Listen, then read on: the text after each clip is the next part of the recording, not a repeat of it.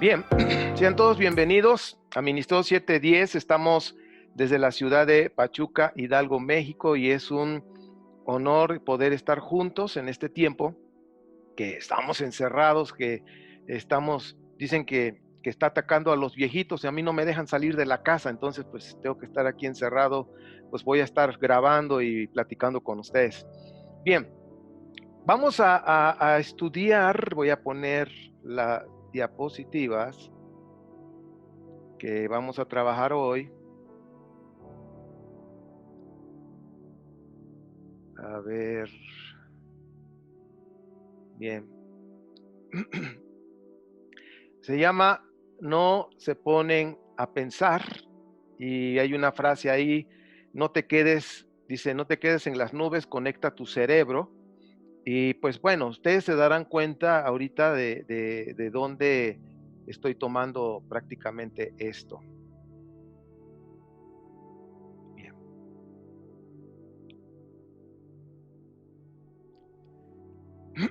Dice Ministerio 710, Educación Bíblica sin Censura.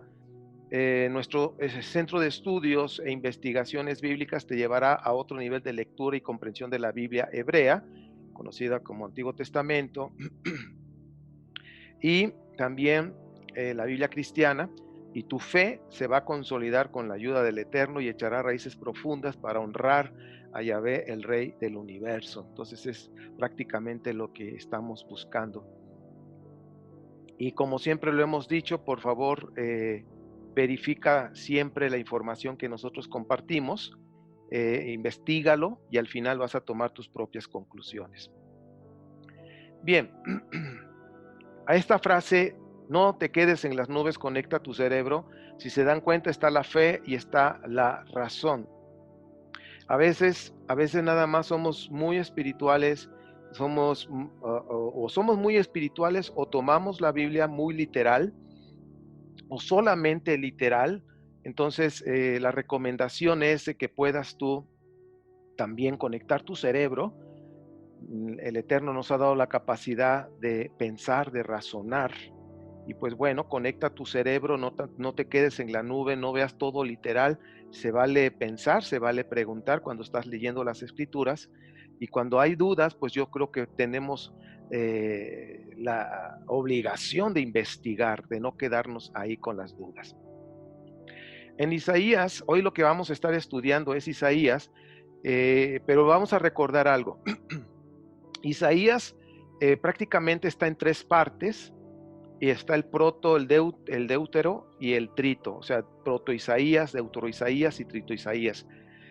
Del capítulo 1 al 39, ese se escribió en el preexilio, y pues fue antes, como dice ahí, exilio de Babilonia fue en el año 587 hasta el 537. Entonces, lo que es el Isaías, el original, escribió los primeros 39 capítulos, pero el deutero Isaías o el trito Isaías, posteriormente se piensa que fueron alumnos de él, seguidores de Isaías. Isaías tenía sus seguidores y pues bueno, escribieron a nombre de Isaías del capítulo 40 al 55, que fue durante el exilio, y el trito o el tercer Isaías fue del 56 al 66. Entonces no pierdan de vista, lo hemos estado enseñando, que el exilio es antes del exilio, después del exilio y durante el exilio, pues sucedieron muchas cosas, como el que se escribió la Torá o se terminó de escribir, porque recordemos que en el preexilio, aproximadamente a finales del siglo 8, se empezó a escribir lo que es Deuteronomio, y pues ya con el rey Josías, pues siguió editándose, siguió agregándose lo que es la escuela deuteronomista, que centraliza el poder en Jerusalén, el poder tanto político como espiritual, es decir, la casa del rey y lo que es el templo. Ya estaremos estudiando del templo, no se pierdan las próximas enseñanzas, tendremos un seminario como una introducción, estén pendientes porque es posible, casi muy posible que lo hagamos por este medio. Bien, lo que vamos a estar estudiando es Isaías 43, 21 hasta el 44, 23. estamos hablando de esta porción, es de la Haftará de la Parashá de esta semana, la número 24, y nos vamos a concentrar en esta Haftará. A veces siempre se está hablando de lo que es la Torah. Un par de años estuve enseñando sobre la Torah, la Torah, la Torah. Ahorita estoy tomando la Haftará, que también es importante que lo tomemos en cuenta.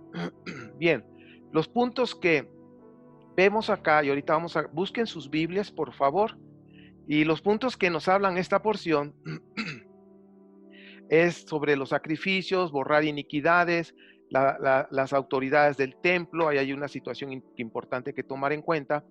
Yeshurun, esta parte de Yeshurun estuvimos hablando en el tema o en la enseñanza de los semidioses. Hoy vamos a mencionar solamente de pasadita el significado. Vemos que también en esta porción ya se empieza a hablar de un solo Dios, como que ya se empiezan a enfocar al monoteísmo. Vemos lo que es la idolatría. Luego hay una frase que a mí me llamó la atención en Isaías 44:19. No se ponen a pensar, y borrar iniquidades, y Israel ha sido redimido. Estos son puntos que vamos a estar estudiando durante esta enseñanza. Y pues bueno, yo quiero que ahorita les pongo la diapositiva. Estamos hablando de Isaías, dije que traigan sus Biblias, y aquí hay cosas muy interesantes que tenemos que ver. Voy a poner mis lentes, y fíjense, dice 43, y empiezo el 21, dice: al pueblo que formé para mí mismo, para que proclame mi alabanza. Pero tú, Jacob, no me has invocado, tú, Israel, te has cansado de mí. Ahora, yo quiero que veamos algo importante en este estudio. Aquí está diciendo cosas interesantes nuestro Padre Eterno a través de este profeta, y está diciendo: no me has invocado, no esto, no aquello. Ahorita vamos a ver más cosas, pero quiero que tomemos en cuenta, el que escribió, el Isaías que escribió, es el segundo Isaías. Significa que escribió durante el exilio, y se escribió durante el exilio. Estamos pensando, ahora sí que tenemos que pensar tantito, que estaban desterrados, que estaban en la tierra de Babilonia, y que no tenían templo, que de alguna manera el templo fue destruido, fue quemado. Entonces es necesario que nosotros veamos la condición del pueblo, cómo estaba. Desterrado, no tenían templo. Entonces llegan a un país donde tienen otras costumbres, donde realmente pues ahora sí que tienen otra manera de adorar a sus dioses, o hay otros dioses. Y aquí es donde el profeta Isaías está escribiendo y está diciendo: se han olvidado de mí. Ahora, recuerden ustedes que los judaítas, antes del destierro, si nosotros nos ponemos a leer Jeremías, que nos da más información acerca de antes del destierro, podemos ver que Israel, más bien los judaítas, el reino de Judá, eran una población politeísta, porque aún en el mismo templo tenían a Yahvé, tenían a Baal, el dios de la tormenta, de los truenos, tenían a Asherá, tenían a Yahvé también. En algunos, el dios El es más del norte, ¿ok? Pero en el sur son de Yahvé o de Yahú. También el nombre del Eterno decían Yahú, por eso los nombres que terminan con Ías, Isaías, Josías, ¿sí? Josías era rey de Judá, entonces era Yosillahu.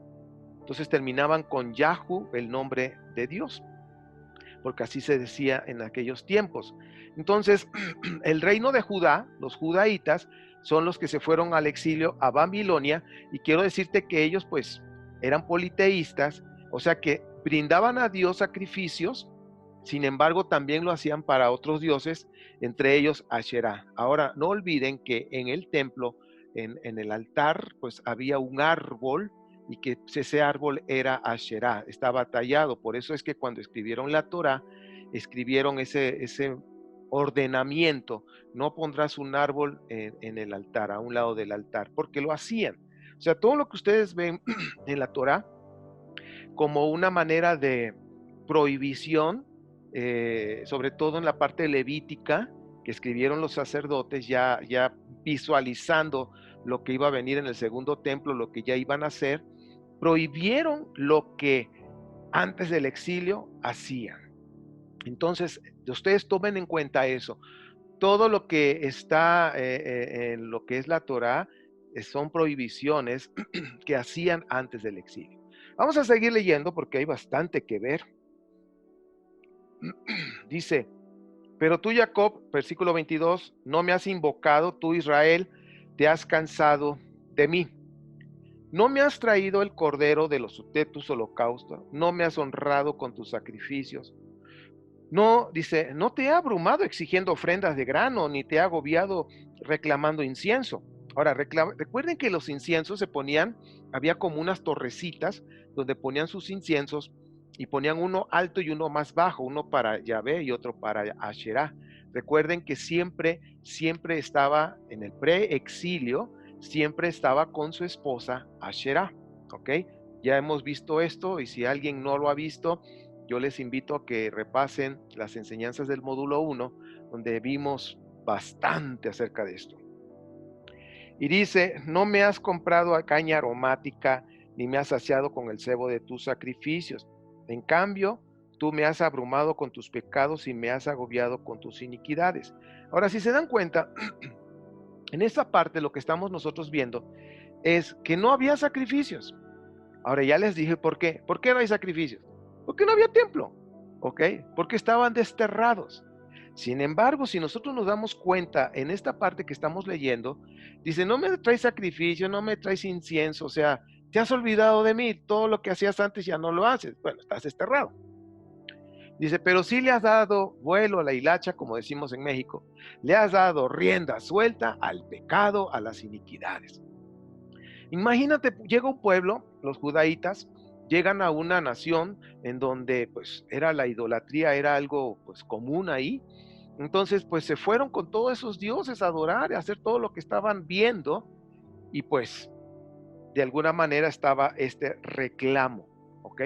Ahora cuando dice aquí iniquidades, en el hebreo es abom, con el Strong que ya conocen, el 5771, que yo sugiero que estos mismos números del Strong lo vean con el diccionario de Chávez, que da un poquito más de información y podemos nosotros, ahora sí que ampliar la información acerca de una palabra. Entonces puedes tomar el número del Strong y lo checas en el diccionario hebreo-español de Chávez. Bien. De los pecados y de las iniquidades. Bueno, antes de seguir, el primer Isaías, hablando de los sacrificios aquí estaban hablando para honrar. Yo quiero que ustedes vean algo interesante y tomen muy en cuenta. Dice, no me has traído, versículo 23, el cordero de tus holocaustos, ni me has honrado con tus sacrificios. O sea, los sacrificios que había antes del exilio, ¿para qué eran? Dice aquí Isaías, el segundo, dice, para honrar al rey, al eterno, para honrarlo. ¿Ok? El capítulo 1 de Isaías, el capítulo 1, versículo 10 al 20, ahí también está hablando de los sacrificios y que este profeta, que habla de los sacrificios, aunque no los está menospreciando, ni mucho menos, porque los sacrificios, de acuerdo a lo que estamos aprendiendo aquí, es para honrar al rey del universo. Sin embargo, lo que estaba diciendo Isaías capítulo 1, que es otro Isaías, otra persona, estaba hablando de que él quería realmente, que Dios quería que la persona viviera en justicia, en verdad, en humildad, de acuerdo a Miqueas, que son contemporáneos en los años. Entonces, ¿qué es lo que circulaba en esos tiempos del primer Isaías?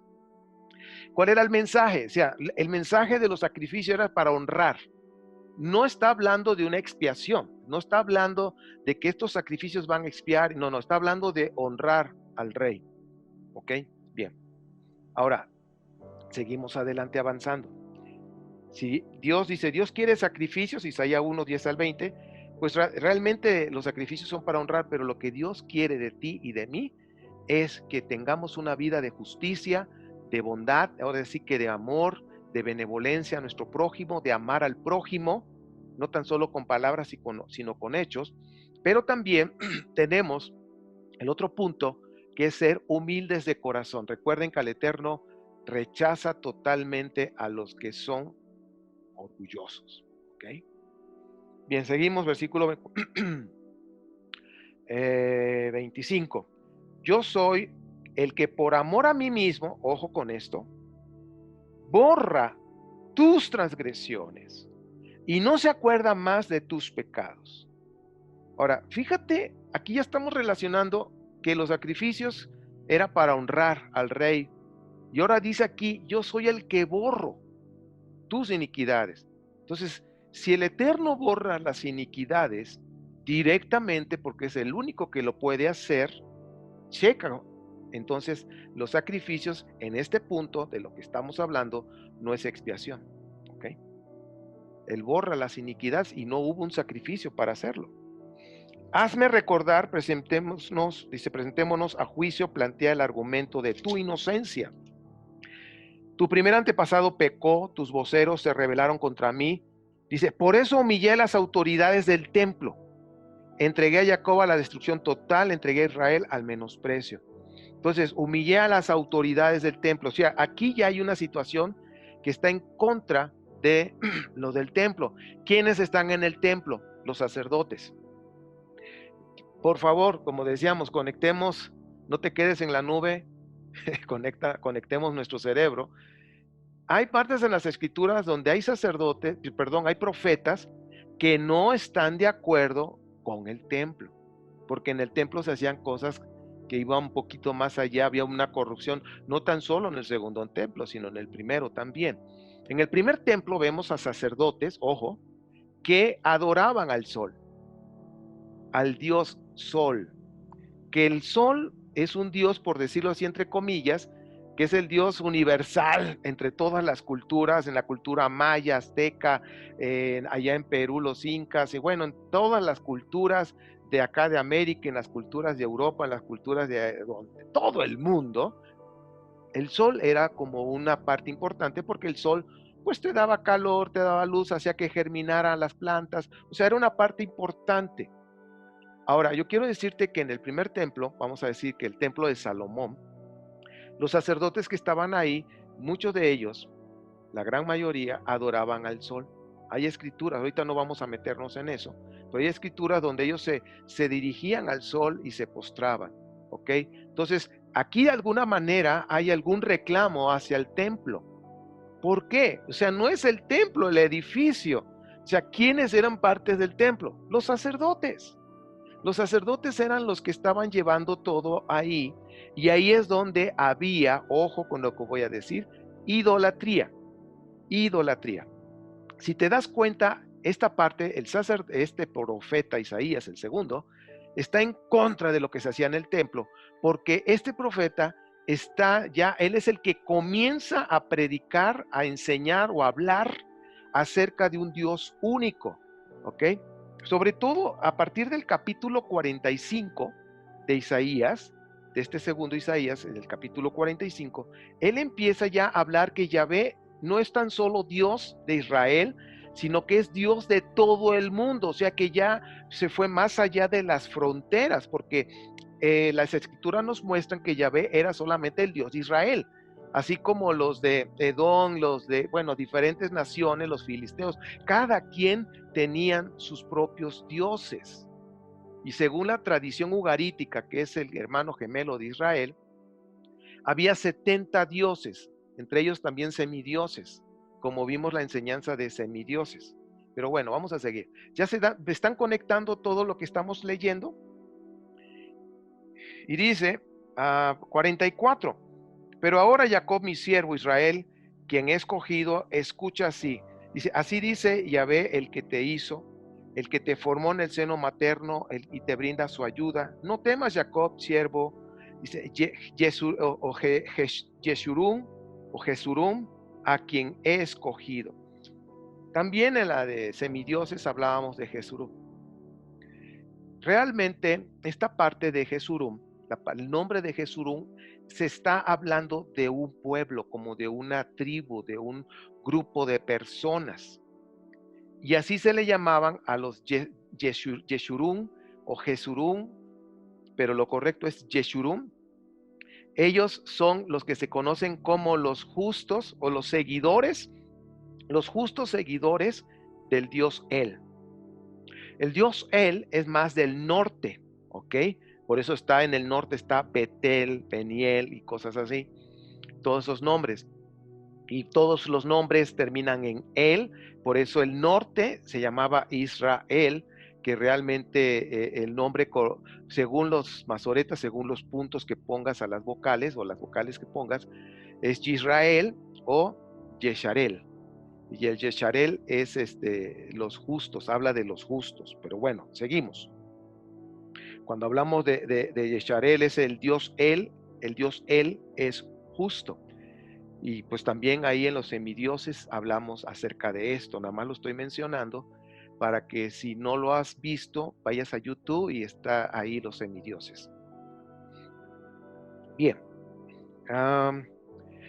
Entonces está hablando de Yeshurún, que es un pueblo. Vamos a ver Deuteronomio 32:15 para que se den cuenta que hay una diferencia con Israel. Fíjense, 32:15 de Deuteronomio o de Barín, dice, Yeshurún engordó y pateó, se hartó de comida y se puso corpulento y rollizo. ¿Ok? Ahora vámonos al 33:5 y luego al 26. Y el 33:5 dice, hablando de Yeshurún, Yahvé era rey sobre Yeshurún, ojo, cuando los líderes del pueblo se reunieron junto con las tribus de Israel. Dice, ah, caray. O sea, que son dos pueblos. ¿Sí? Significa que hubo un concilio, hubo una reunión, un congreso, lo que tú quieras y mandes. Se juntaron, pero había un grupo que se llamaba Yeshurún. Y lo voy a volver a leer. O sea, ahí es donde nosotros tenemos que observar la escritura. Y dice el versículo 5. No, estoy en el 33.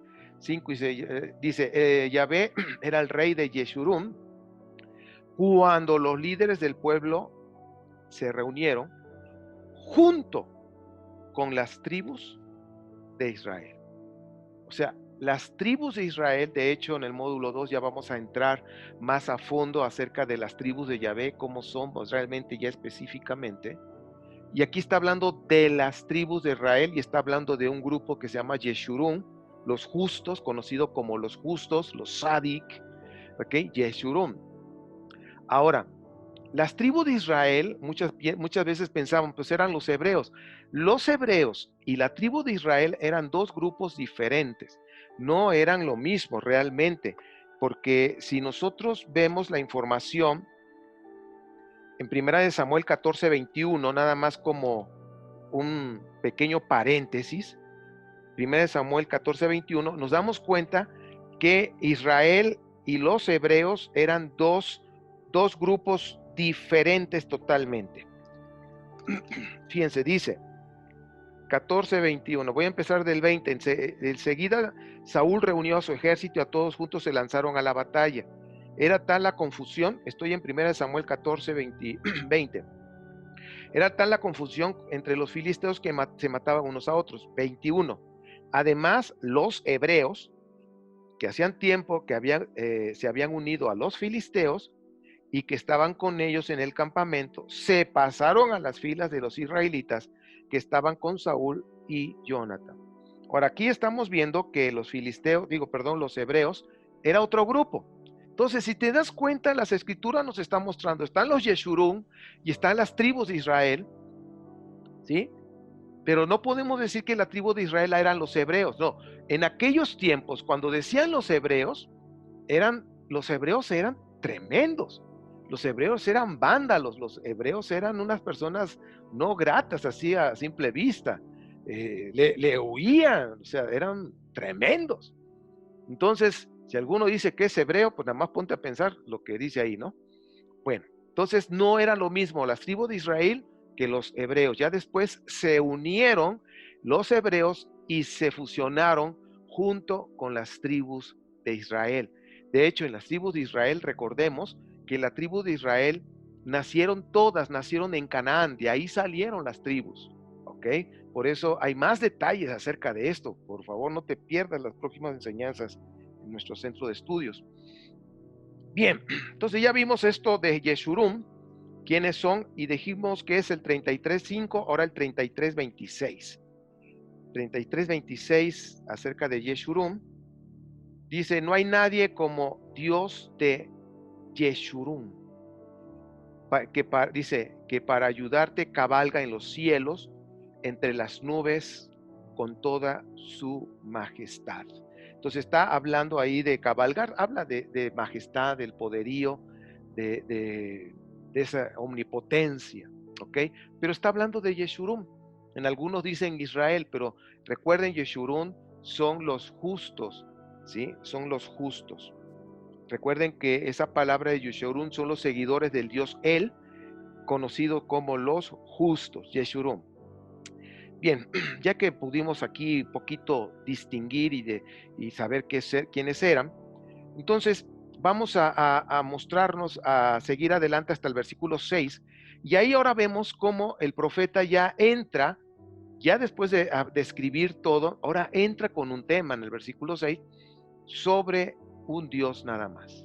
Aquí ya empieza a hablar de un Dios. Podríamos decir que uno de los pregoneros de ese monoteísmo ya en el exilio, pues es Isaías. Isaías, el deutero Isaías o el segundo Isaías. Dice, así dice Yahvé, el Todopoderoso, dice Rey y Redentor de Israel. Chequen los datos.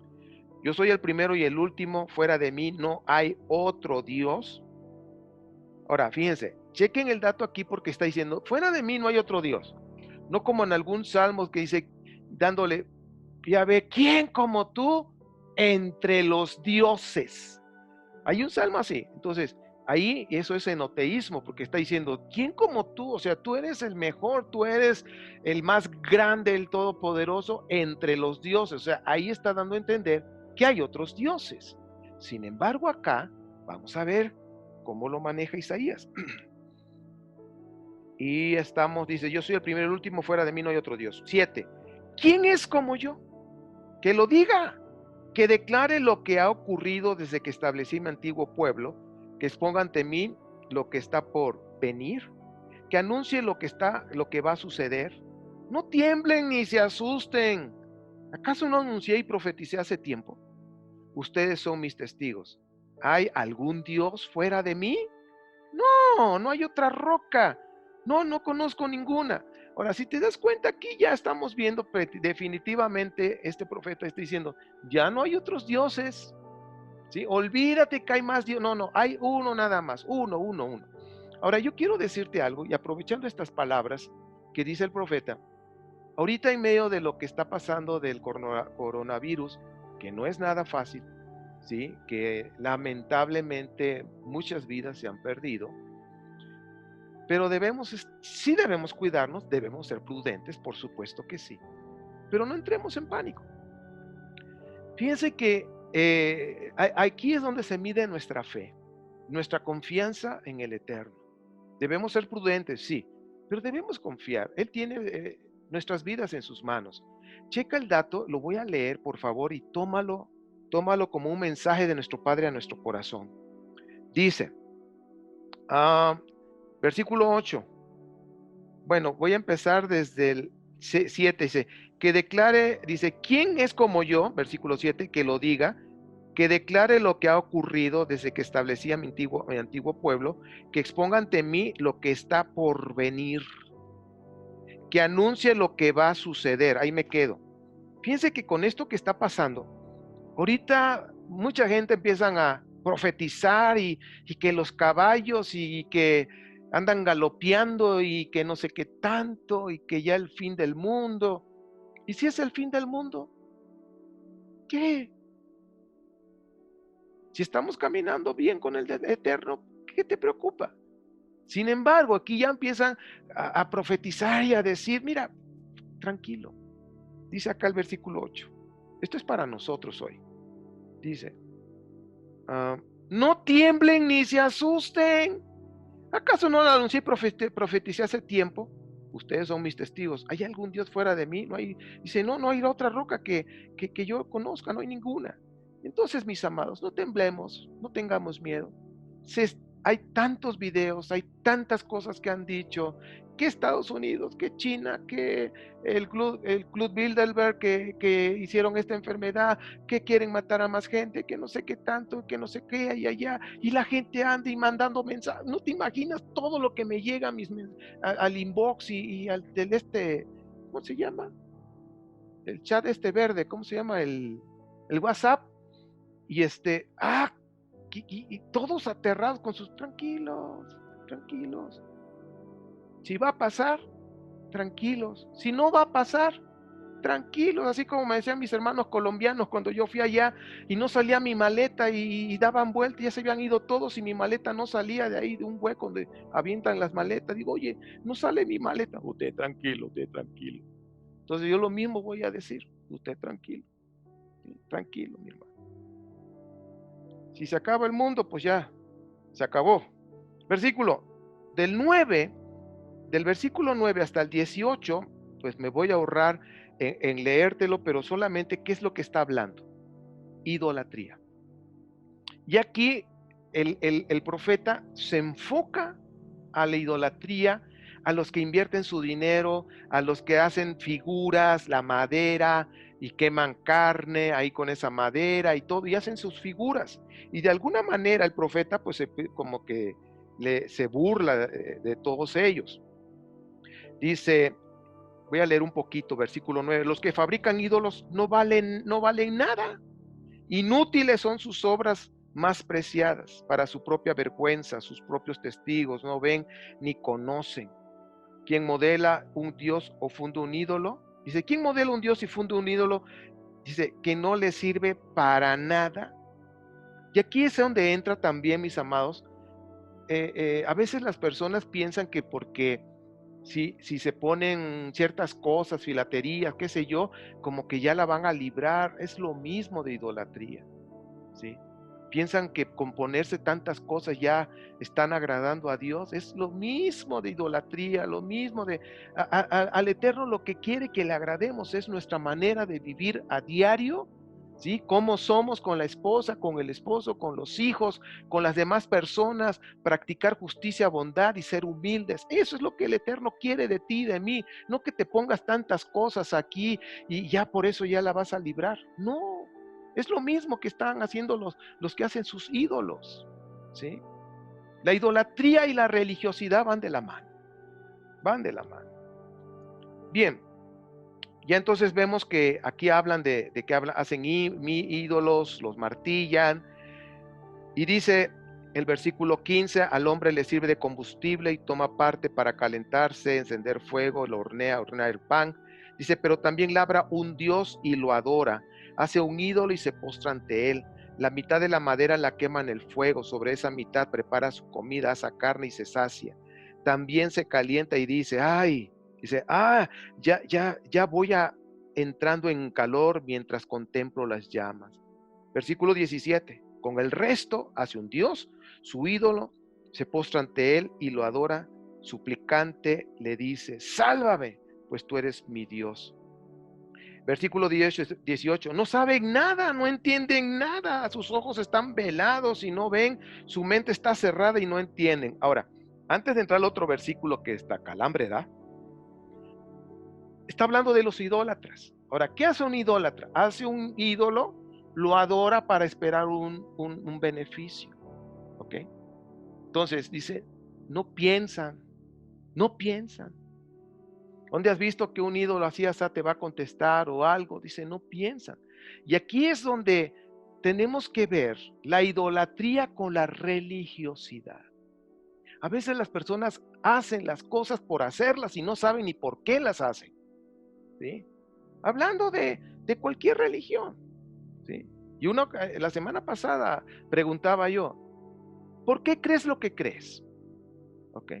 ¿Por qué crees lo que crees? ¿Y por qué haces lo que haces? Hay personas que guardan el Shabbat, no saben ni por qué, pero lo guardan. Y hacen muchas cosas y religiosas. No saben ni por qué, pero las hacen. No, pues que también lo hacen allá. Ah, pero ¿por qué crees lo que crees? Porque haces lo que haces. ¿Sí? Y la religiosidad también no es bueno.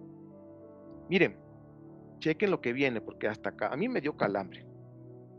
Voy el 18 para agarrar vuelo. No saben nada, no entienden nada. Sus ojos están velados, no y no ven. Su mente está cerrada. Ojo, su mente está cerrada y no entienden. 19. Este es el bueno. Les falta conocimiento y entendimiento, no se ponen a pensar ni a decir. Usé la mitad para combustible, incluso horneé para sobre las brasas, hacer carne y comí. Dice, y haré algo abominable con lo que queda.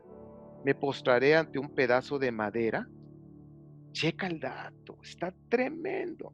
Entonces lo voy a volver a decir, les falta conocimiento y entendimiento y no se ponen a pensar. Es decir, el idólatra se desconecta el cerebro y no se pone a pensar por qué lo hace, por qué adora. Pues mi abuelo lo hacía, yo también. No, no es bueno eso. ¿Sí? Lo mismo sucede cuando tú estudias la Biblia de manera literal. Puro literal. Te quedas en la nube y desconectas tu cerebro. Es lo mismo. Pongamos los pies sobre la tierra. ¿Sí?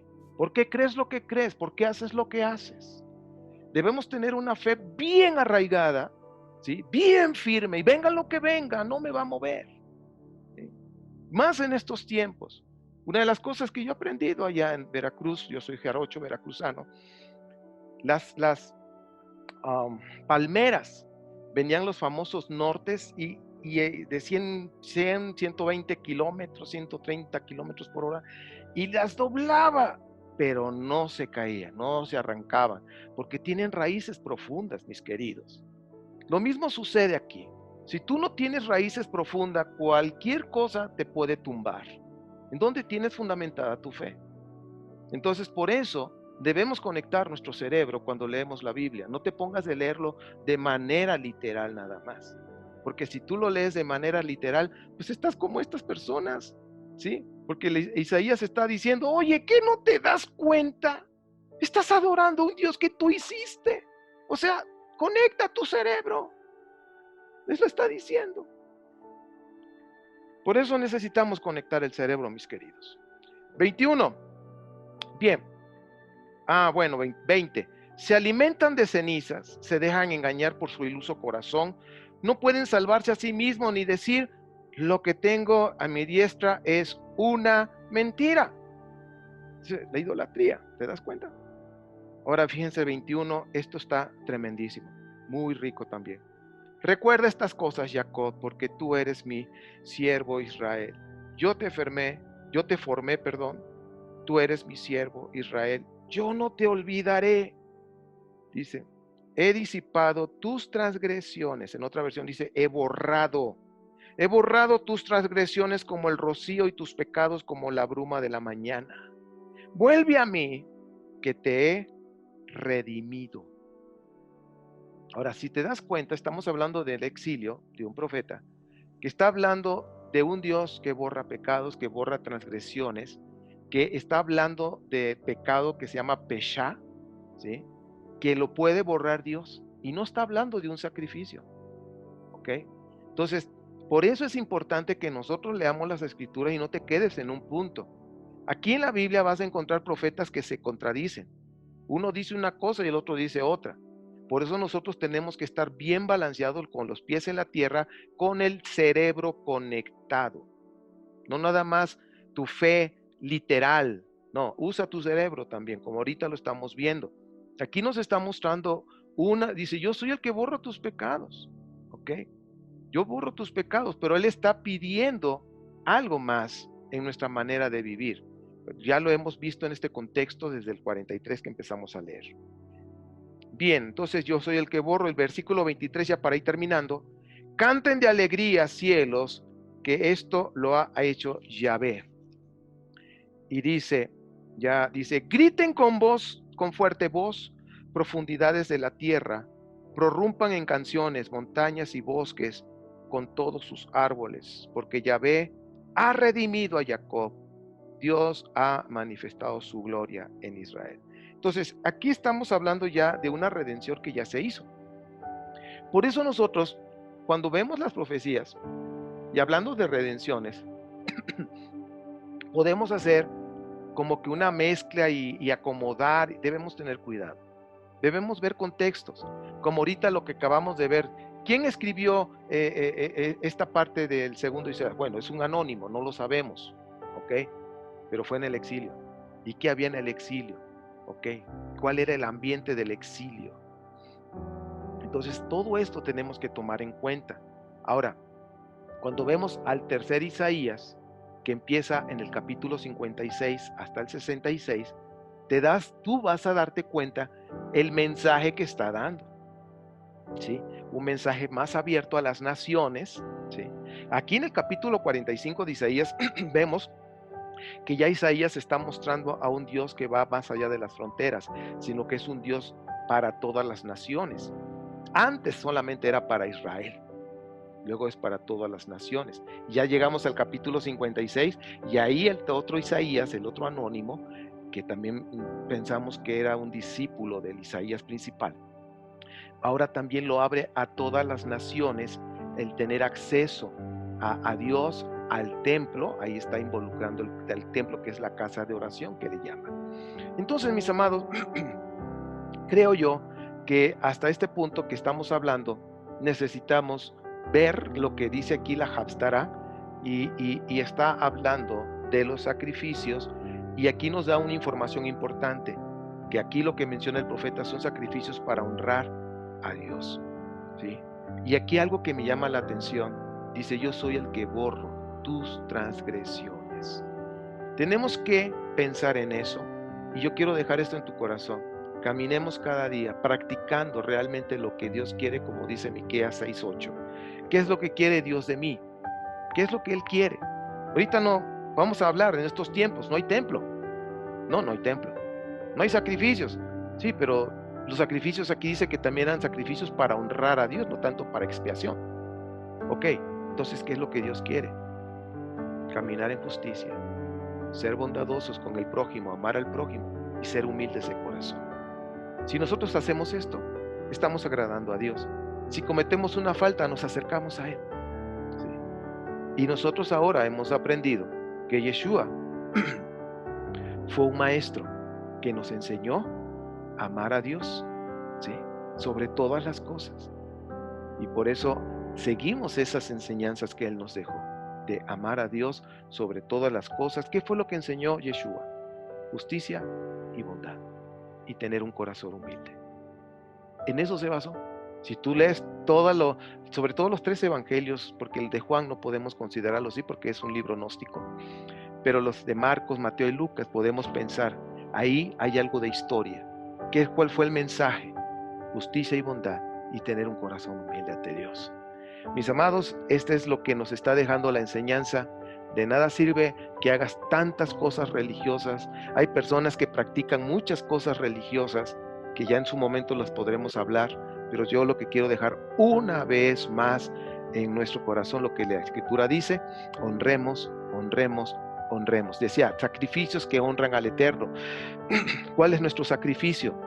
Dejar de hacer lo malo, que este cuerpo lo cuidemos, que honre a Dios, que podamos honrar a nuestro Padre con este cuerpo, que este cuerpo no lo prestemos para practicar cosas malas como llamar pecado, sino que este cuerpo sirva para practicar justicia y bondad. Y como decía Pablo en alguna manera en Romanos 12, que nosotros somos un sacrificio vivo para Dios. Estamos vivos, estamos respirando todavía. Entonces, que cada segundo de nuestra existencia sea para honrar al Rey. Ya no necesitamos matar animales. Aquí está hablando eso, no necesitamos matar animales, ¿sí? ¿Qué es lo que Él pide? Que lo honremos con nuestra manera de vivir. Pues voy a hacer una pequeña oración. Padre, te damos gracias por este tiempo que nos permites estudiar las Escrituras. Y Padre, te rogamos que tu Espíritu traiga convicción a nuestras vidas, que cambiemos lo que tengamos que cambiar solamente para honrarte a ti, Padre Santo. queremos honrarte.